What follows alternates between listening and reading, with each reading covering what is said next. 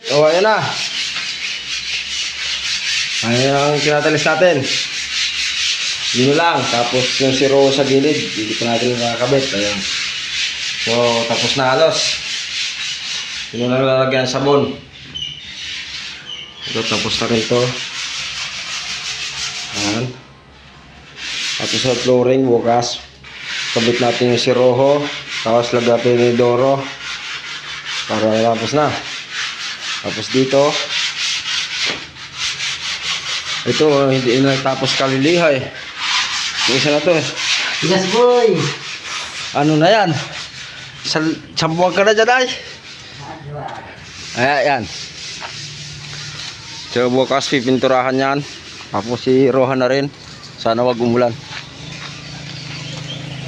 Garahe.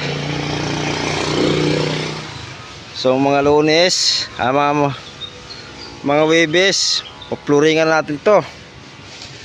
Para dire-diretso na. So ayan na.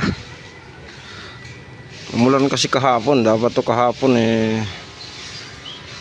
medyo nagawa eh.